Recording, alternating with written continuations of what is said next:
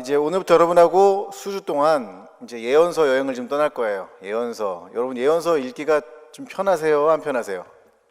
좀 불편할 수가 있어요. 왜냐면 심판에 대한 이야기도 많고 반복되는 이야기도 많고 또 모르는 이야기도 많고 그래서 여러분하고 이제 예언서를 뭐 처음부터 끝까지 다 봐버리면 평생 간다 안 간다?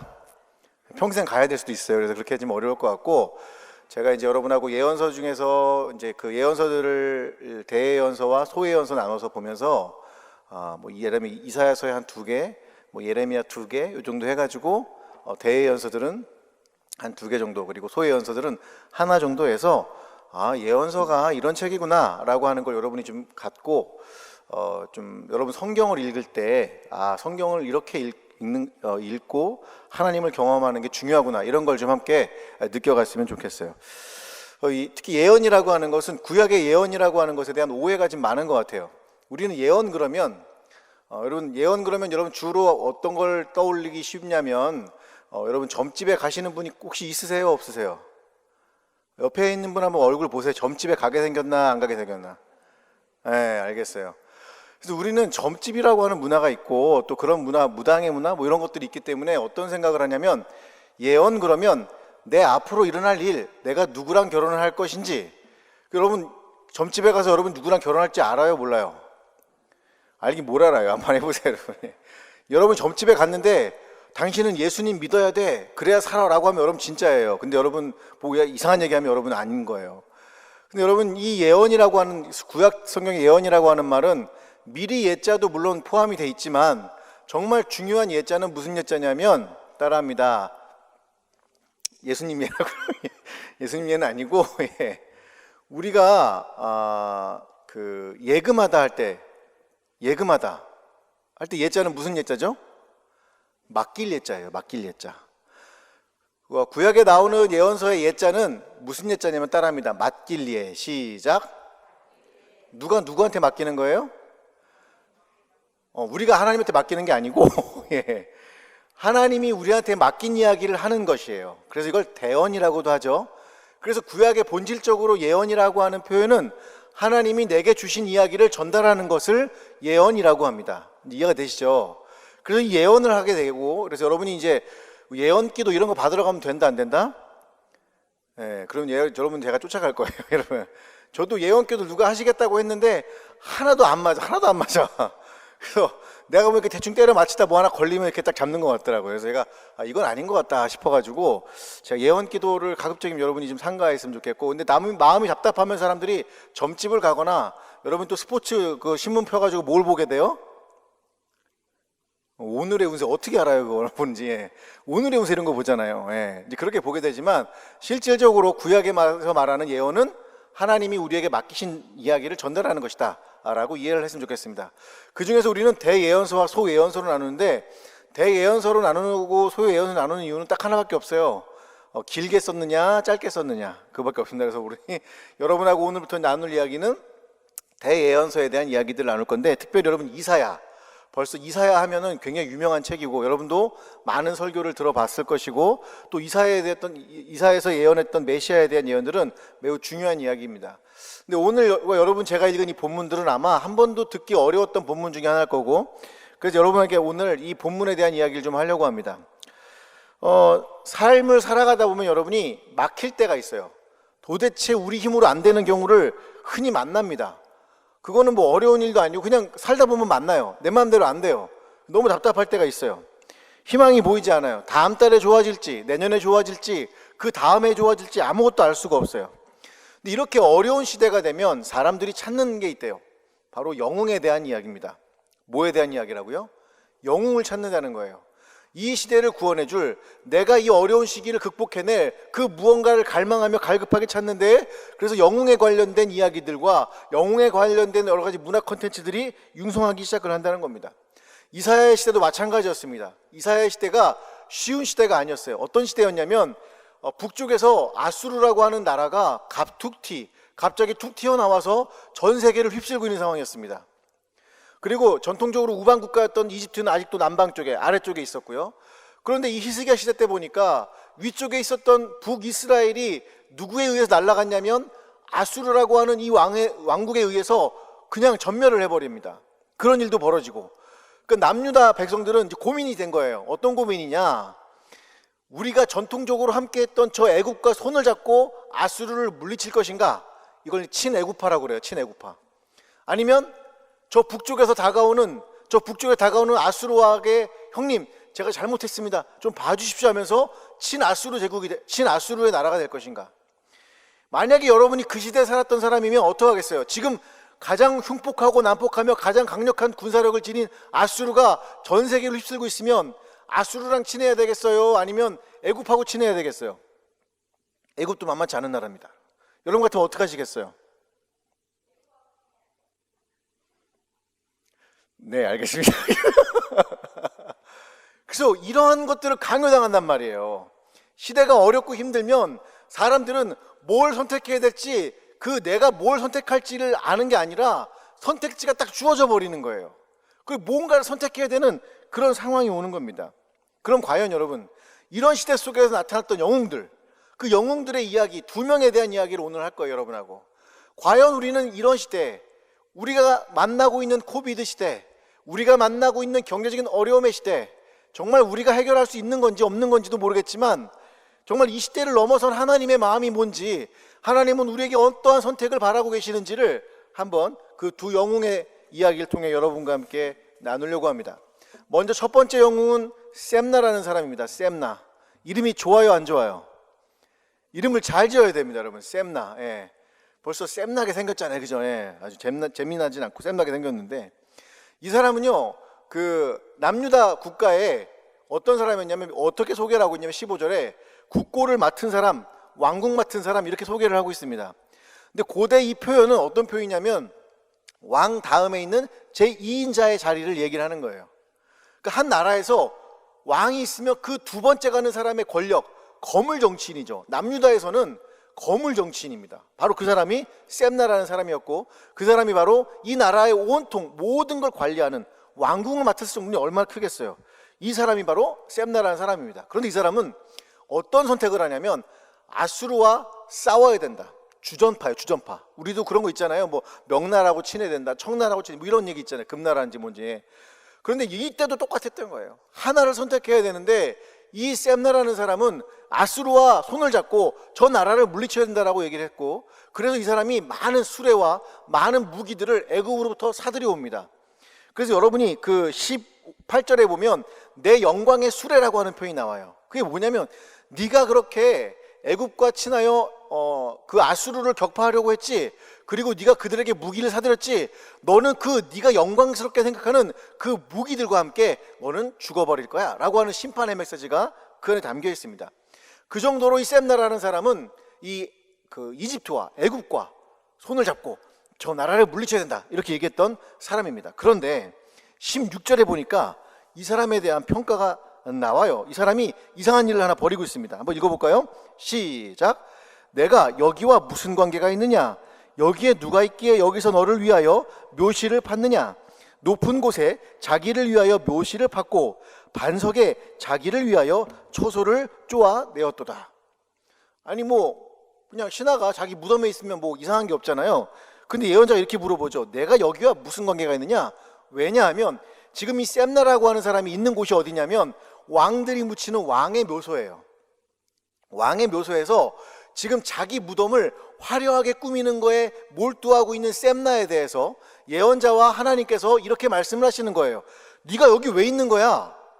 여러분 지금 전쟁통이잖아요. 지금 전쟁의 위기가 고조되어 있고 나라의 운명이 걸린 상황인데 셈나는 지금 왕궁에 있는 것도 아니고 전쟁터에 있는 것도 아니고 어디가 있어요? 왕의 무덤에 가 있어요. 그것도 자기 원래 들어갈 수가 없는 무덤이에요. 왕밖에 못 들어가니까. 죽은 왕밖에.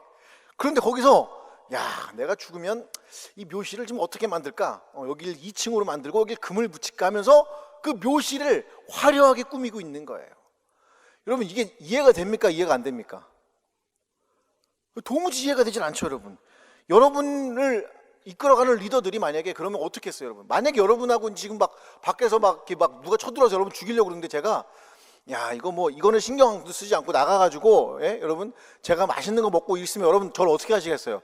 가만 두시겠어요? 아니면 때려버리시겠어요? 알았어요. 오늘 여기 아까 안 좋은 분들이 계신 것 같아요. 오늘 뭐 잘못 드셨어요? 답변을 해주셔서 감사합니다. 그 적극적인 답변 너무 감사해요. 이 샘나는 지금 이상한 곳에 가 있는 거예요. 왜냐하면 그 당시에 이 전쟁이 나서 자기가 죽게 될 거를 아마 예상했던 것 같아요. 만약에 죽게 되면 사후 세계에 가서 자기가 뭘 기대하는 거냐면 죽었을 때 어디 묻히냐가 사후 세계에서도 대접받는 위치라는 생각이 민간 신앙 안에 있었어요. 그럼 여러분, 왕의 묘시라도 죽으면 죽은 다음에 어떤 대접을 받게 되는 거예요? 왕의 대접을 받게 되는 거겠죠. 그래서 샘나가 거기 있었던 겁니다. 도무지 이해가 되지 않아요. 백성들은 지금 전쟁의 소문 때문에 죽느냐 사느냐 하고 있는데, 아니 제2인자 거물 정치인이 그러고 있는 겁니다. 저는요, 만약에 사회나 교회에 이 샘나형 인간이라고 하면 좀 표현이 이상하네. 우리 인간 하면 좀 안 좋잖아요. 이 인간 저 인간 그러잖아요, 그죠? 여러분 결혼하셔도 여러분 부모님이 가끔 그럴 때 있잖아요. 여러분 어머님이 남편분 보고 뭐라고 할 때가 있어요?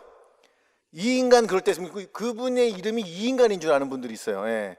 그렇게 안 좋게 표현이 좀 쓰이지만 사람이라고 제가 표현할게요. 샘나형 사람, 샘나형의 사람들이 있다라고 하면 그 공동체는 아마 죽어버릴 거예요. 그런 이기적인 이성, 이기적인 생각, 이기적인 마음이 한 사회를 죽여버릴 겁니다. 2008년에 여러분들 아시죠? 어떤 일이 있었는지. 금융 위기가 왔어요. 무슨 모기지론에 의해서 시작된 그게 있는데, 그때 그 연방준비제도위원회 위원장이 누구냐면 엘린 그랜스펀이라고 하는 유명한 사람입니다.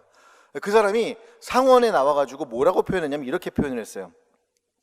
금융기관이 자기 이익을 추구하면서 주주의 자산 가치를 보호할 것이라고 믿었던 사람들은, 특히 나는 충격적인 불신에 빠졌다.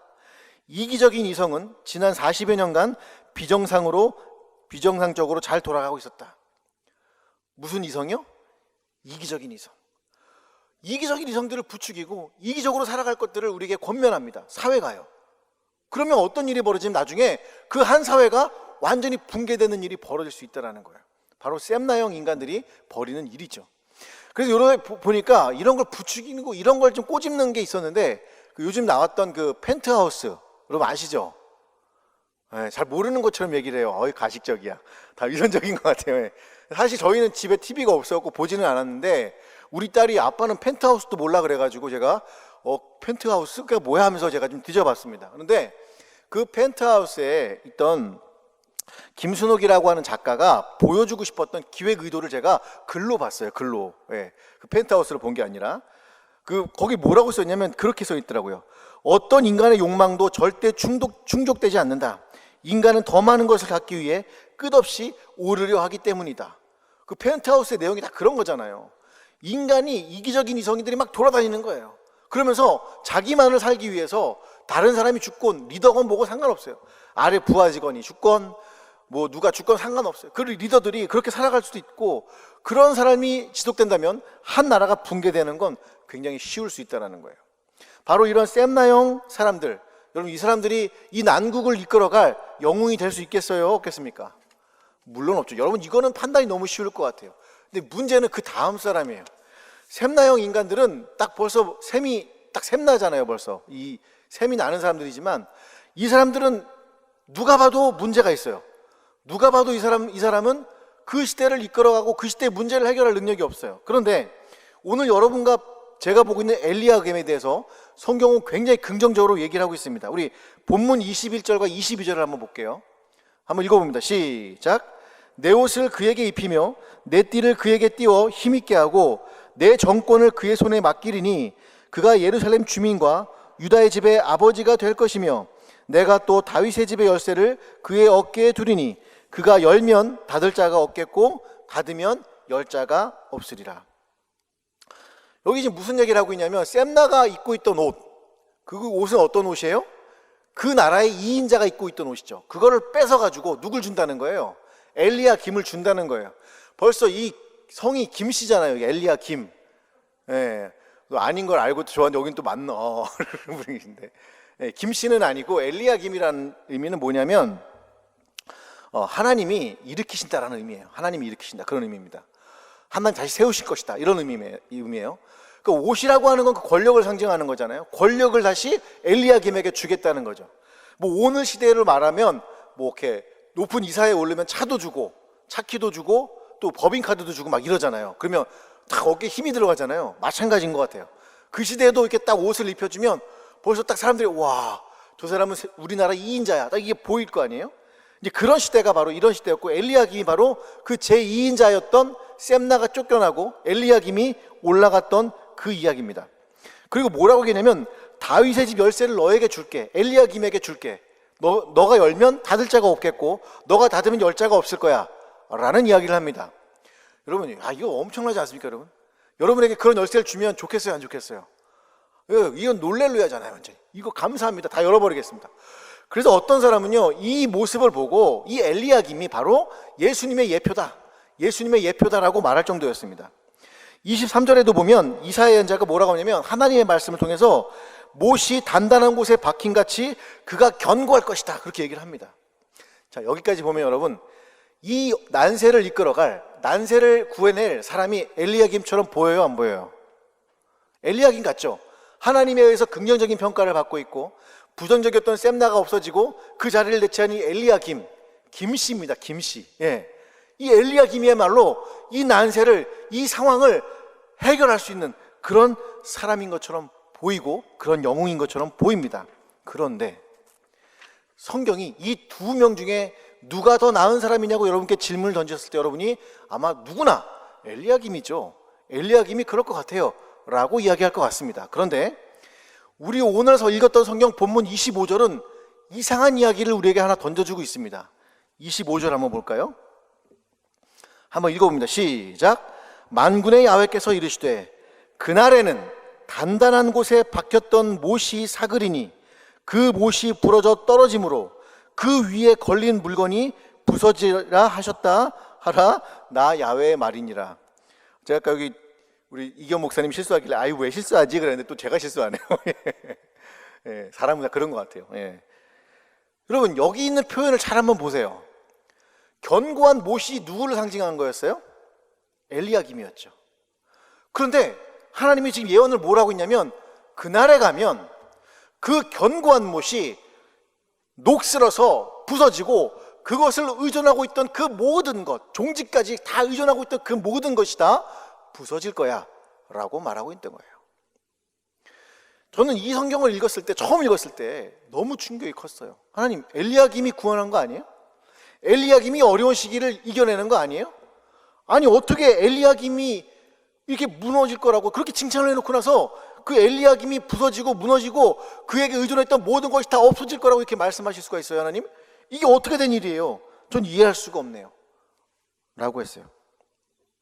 저는 또 보면서 어떤 생각이 들었냐면, 그 어려운 시간 속에 사람들은 그런 평가를 하고 있는 거예요. 누가 더 나아? 누가 더 나아? 누가 더 나은 것 같아? 여러분, 그런 싸움을 하고 있는 거예요. 저는 제 모습이 충격이었어요. 왜? 그 시대를 경영하시는 하나님의 뜻을 보는 게 아니라 사람들은 누군가에게 의존을 할 수밖에 없어요. 특히 젊은 시절에는, 저희 정도 나이가 되면 이것도 당해보고 저것도 당해봐서 알아요, 인간은 믿을 게 못됐다는 걸. 그런데 젊은 시절에는 그러지 않아요. 어떤 사람이 와서 여러분 뭐 할 수 있을 거예요, 제가 여러분 뭘 알려줄 거예요, 그러면 여러분이 그 사람이 대단한 사람이라고 생각을 해요. 그래서 부모님한테 얘기해요. 엄마, 저 사람이 얼마나 대단한 사람인 줄 알아요? 아빠, 저 사람이 얼마나 대단한 사람인 줄 알아요? 여러분의 부모님이 더 대단한 거예요. 그 사람들이 뭘 대단해? 그리고 그 사람을 쫓아다닙니다. 그러다가 돈도 날릴 때도 있고, 그러다 사기 맞을 때도 있고, 뭐 그런 경우가 있어요. 저 사람이 나의 가난을 없애주겠지? 절대 그런 거 없어요, 여러분. 우리는 그 시대를 통한 하나님의 이야기를 들어야 되는데, 누구를 선택하려고 하냐면 엘리야김 같은 사람들을 선택하려는 노력지를 가지고 있더라는 거예요. 여러분, 엘리야김이 다시 되었을 때, 엘리야김이 2인자가 되었을 때 사회가 바뀌었나요? 위기가 없어졌나요? 그렇지 않아요. 아수르는 여전히 남유다를 위협하고 있었고, 아직도 친애굽이냐 친아수르파냐 라고 하는 문제를 갖고 싸우고 있었어요. 그러면 하나님은 애초부터 뭘 얘기하고 있었을까요? 하나님은 도대체 이 시간을 통해서 뭘 말씀하고 싶었을까요? 그게 여러분 이사야 전편에 걸쳐 나오고 이사야를 읽는데 굉장히 중요한 키입니다. 10장 5절에 보면 이사야가 이렇게 예언을 했어요. 제가 읽어드릴게요. 아수르 사람은 화 있을진저 그는 내 진노의 막대기요 그 손의 몽둥이는 내 분노라. 이게 무슨 얘기냐면 여러분, 하나님께서 이스라엘이 하나님의 법대로 살지 아니하니 내가 잠시 하나의 도구를 쓸 건데 그게 누구라는 거예요? 아수르라는 거예요. 그러니까 이스라엘 너희는 잠깐 좀 맞아, 그런 얘기예요.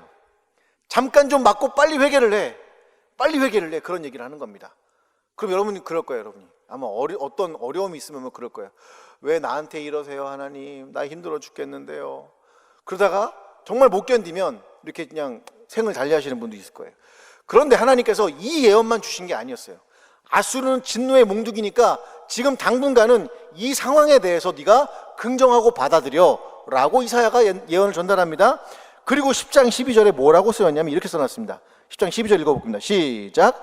그러므로 주께서 주의 일을 시온산과 예루살렘에 다 행하신 후에 아수르 왕의 완악한 마음의 열매와 높은 눈의 자랑을 벌하시리라. 무슨 얘기를 하는 거예요, 여러분? 무슨 얘기를 하는 거예요? 아수르가 영원하지 않을 거라는 거예요. 우리를 덮고 있는 이 시대가 영원하지 않을 거라는 거예요. 잠시 잠깐 우리에게 어려운 일이 있겠지만 그 시간이 지난 이후에 이스라엘의 하나님께서 그 아수르에게 벌을 내리실 거라는 거예요. 그리고 27장 13절에 이렇게 얘기를 하고 있습니다. 그날에 큰 나팔을 불리니 아수르 땅에서 멸망하는 자들과 애굽 땅으로 쫓겨난 자들이 돌아와서 예루살렘 성산에서 야훼께 예배하리라. 아멘. 이사야의 전체에 흐르고 있는 내용이 바로 이거예요. 지금 아수르는 잠깐 진노의 몽둥이고 내 분노의 막대기일 뿐이니까 지금은 너희가 그 자리에 잠깐만 있어. 그런데 이 시간이 지나고 나면 누가요? 하나님이 이 상황을 해결해 나가실 거라는 거예요. 그러면 여러분, 영웅을 찾아야 되는 이 시간에 여러분과 내가 바라봐야 될 곳은 어디예요? 하나님인 거예요. 우리 주님인 거예요. 그분이 이 상황을 변화시킬 분이라는 걸 믿어야 되는 거예요. 어떠한 사람도 여러분의 상황과 내 상황을 변화시킬 수 있는 사람은 없어요. 그건 착각이에요. 그건 그냥 우리의 믿음이고 신념일 뿐이에요. 그런데 진짜 변하지 않는 진리는 뭔지 아세요? 하나님이 여러분과 나의 삶을 변화시킬 거라는 거예요. 이 상황을 벗어나게 하실 거라는 거예요. 그럼 여러분 아마 그럴 거예요. 목사님, 희망 고문 아니에요? 그냥 던지는 얘기 아니에요? 내가 살아봤잖아요, 여러분. 나도 살아봤잖아요. 여러분만큼 힘들었고 여러분만큼 절망 속에 있었고 도저히 보이지 않는 게 너무나 많았어요. 누가 해결해 줬을까요, 여러분? 할렐루야, 아멘. 진짜예요, 여러분. 여러분이 살아보면 알아. 한 50살만 돼봐.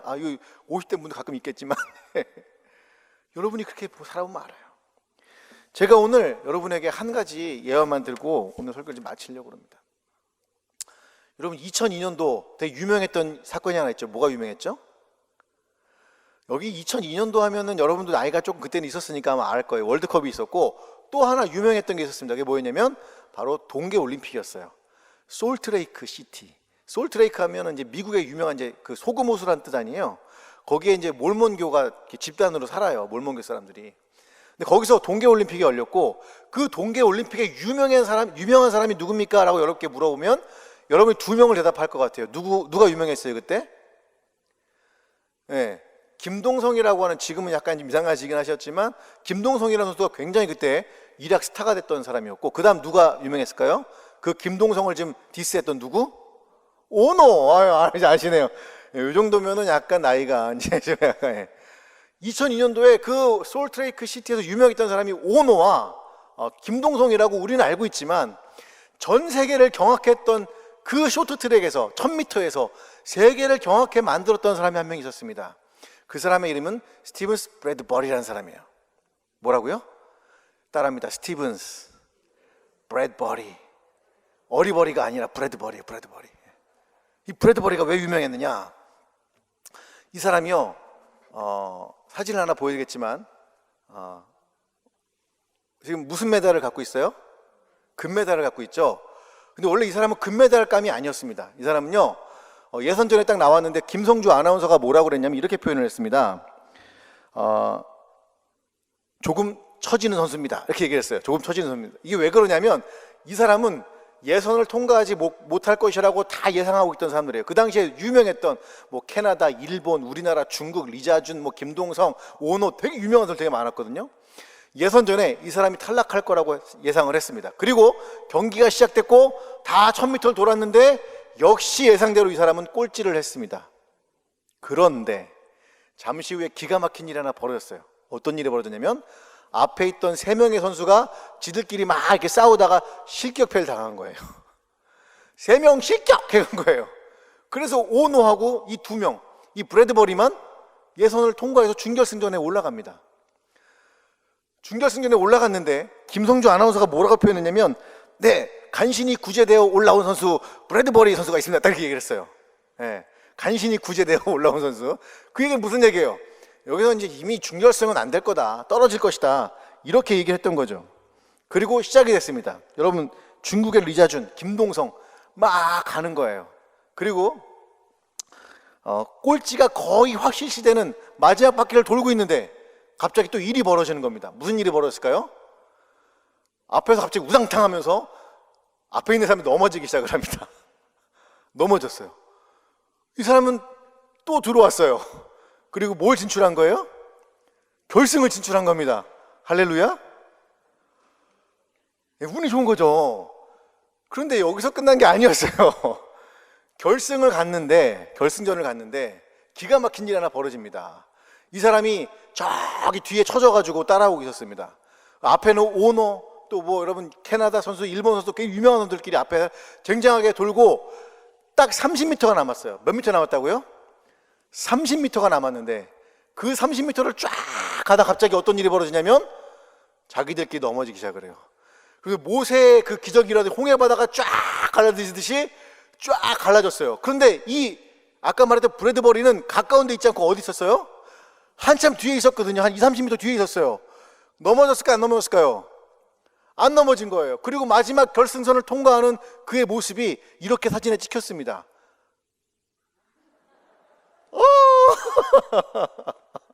오 마이 갓 하면서 들어왔어요. 그리고 남태평양 최초로, 호주 최초로 동계올림픽 쇼트트랙에서 금메달을 차지한 선수가 바로 이 브래드버리라는 선수입니다. 이 사람 이름으로 된 기념우표와 이 사람 이름으로 된 빙상장이 건립이 되기 시작을 하고, 이 사람이 유명한 사람이 됐을 뿐만 아니라 정말 기가 막힌 건 뭐냐면 Do a Bradbury라고 하는 이 표현이 호주 국어사전에 등재가 됐습니다. 뭐라고요? Do a Bradbury. 처음에 사람들이 Do a Bradbury, 브래드버리하다, 이 표현을 어떻게 썼냐면 억세게 운이 좋았어, 넌 운이 좋은 사람이 할 때 뭐 했어요? 뭐라고 했다고요? Do a Bradbury라는 거예요. 옆에 있는 분에게 한번 얘기해 주세요. Do a Bradbury. 시작. 여러분 그렇게 하면 영어잖아요. 잉글리시잖아요. 이렇게 여러분 좀 감흥을 좀 넣어주세요. Do a Bradbury 이러지 마시고 좀 한번 얘기합니다. 옆에 있는 분에게 시작. Do a Bradbury. 예. 억세게 운 좋은 사람이야. 이렇게 했는데 나중에 알고 보니까 이 사람이 불운이란 부르는 온 세계에서 가장 크게 진 선수예요. 이 사람이 10년 동안 어떤 일이 벌어지냐면 올림픽에 나가서 예선 탈락을 합니다. 두 번째 나가려고 올림픽 딱 출전을 하고 국가대표가 돼서 딱 하려고 그러는데 한 달 전에 어떤 일이 벌어지냐면 식중독에 걸려요. 그리고 이제 마지막 올림픽이야, 요번에 꼭 해야지 하고 딱 하다가 연습하다가 목뼈가 심하게 부상을 당합니다. 그래서 국가대표가 대놓고 못 나가요, 올림픽을. 이 사람이 포기했을까요, 안 했을까요? 포기하지 않았어요. 내가 그냥 뼈가 부서져도 열심히 할 거야. 내가 포기하지 않고 열심히 할 거야. 그리고 10년이라는 시간 동안 이 사람이 퍼붓습니다. 그 사람 인터뷰 때 그래요. 물론 사람들은 나에게 억세게 운이 좋다고 얘기하지만 내가 그동안 겪었던 이 불은 어느 누구도 나를 도와주지 못했고 어느 누구도 나를 이 상황에서 건져내주지 못했던 이 상황을 견디면서 이겨내고 나는 그럼에도 불구하고 포기하지 않았고 나는 이 기회야말로 하늘이 내게 준 기회라고 생각합니다 라고 얘기를 했어요. 그래서 두어 브래드버리가 어떻게 표현되기 시작을 했냐면 포기하지 않으면 기회가 온다라는 표현으로 둔갑하기 시작을 했어요. 그런 의미를 담고 여러분 옆에 있는 분에게 다시 한번 얘기를 합니다. 두어 브래드버리. 시작. 그런데 제가 여러분에게 두어 브래드버리 하라고 이렇게 얘기를 했겠어요? 저는 이 두어 브래드버리라는 표현이 이제는 두어 지저스라는 표현으로 바뀌었으면 좋겠어요. 두어 지저스가 됐으면 좋겠어요. 예수님이 여러분을 돕고 여러분을 건져내시는 거지 여기 있는 제가 여러분을 건져낼 수 있는 능력이 있는 사람은 아니라는 거예요. 여러분 그 누구도 여러분의 삶을 여러분의 삶에서 건져낼 수가 없어요. 그러나 여러분이 포기하지 아니하고 하나님을 바라고 예수님만을 구하고 있다면 여러분은 어떤 존재가 될 수 있다고요? 두어 지저스가 될 수 있을 줄로 믿으시기를 주님의 이름으로 축복을 드립니다. 셈나가 구원하는 것도 아니고 엘리야김이 그 시대를 구원했던 것도 아니라 하나님이 그 시대를 이끌어가고 있다는 것을 알아야 돼요. 이 시대도 마찬가지입니다. 여러분, 우리가 이 시대를 바꿀 수 있고 변화시킬 수 없을지라도 하나님이 이 시대를 이끌어가고 있다는 것을 기억하십시오. 그리고 이 시대 속에서 여러분이 포기하지 아니하고 두어 지저스 하는 인생이 된다면 여러분은 절대로 여러분 인생에서 하나님이 주시는 은혜로운 성공과 그분의 주권의 역사를 경험하게 되실 줄로 믿습니다. 이제 우리는 두어 브래드버리가 아니라 두어 지저스를 할 거예요. 여러분 옆에 있는 분 딱 얼굴 보면서 마지막으로 두 번, 세 번 외칩니다. 두어 지저스. 시작. 두어 지저스, 두어 지저스, 두어 지저스. 오늘 그 은혜가 여러분 삶 가운데 임하시기를 축복을 드립니다.